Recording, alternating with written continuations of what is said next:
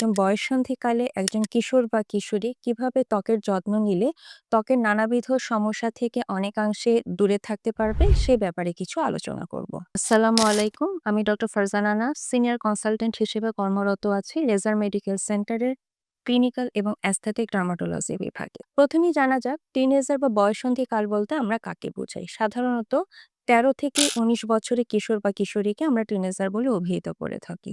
কেন এই সময়টি গুরুত্বপূর্ণ? কারণ আমাদের জীবনের এই সময়টি হচ্ছে একটি ট্রানজিশনাল পিরিয়ড। অর্থাৎ এই সময় একজন বালক বা বালিকা এই সময়ের মধ্য দিয়ে একজন পূর্ণবয়স্ক পুরুষ বা নারীতে রূপান্তরিত হয়। প্রথমেই আসা যাক মাথা অর্থাৎ স্কাল্পের ক্ষেত্রে। এ সময়ে একজন কিশোর বা কিশোরীকে সপ্তাহে মিনিমাম ২ থেকে ৩ বার খুব ভালো মানের একটি শ্যাম্পু ব্যবহার করতে হবে।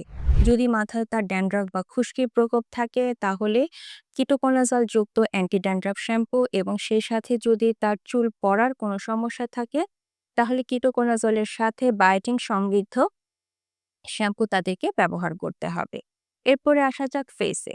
ফেসের ক্ষেত্রে খুব ভালো মানের একটি সানব্লক বা সানস্ক্রিন তাকে ব্যবহার করতে হবে। যদি তার ত্বকটি তৈলাক্ত হয় তাহলে বিভিন্ন রকমের সানস্ক্রিন যেটি জেল ফর্মে বা স্প্রে ফর্মে পাওয়া যায়, অথবা যদি তার ত্বকটি খুব শুষ্ক বা ড্রাই হয়ে থাকে তাহলে ক্রিম ফর্মের সানব্লক বা সানস্ক্রিন ব্যবহার করতে হবে।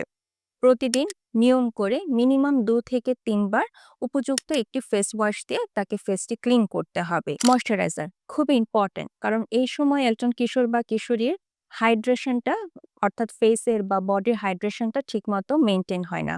সেক্ষেত্রে যদি তো কারোর খুব ড্রাই স্কিন হয়ে থাকে সেক্ষেত্রে ক্রিম বা অয়েনমেন্ট ফর্মে, অথবা যদি খুব ফেসটি খুব অয়েলি হয়ে থাকে সেক্ষেত্রে অয়েল ফ্রি অথবা জেল বা সেরাম ফর্মে ময়শ্চারাইজারটা ইউজ করলে আশা করি সে তার এই সমস্যা থেকে পরিত্রাণ পেতে পারে।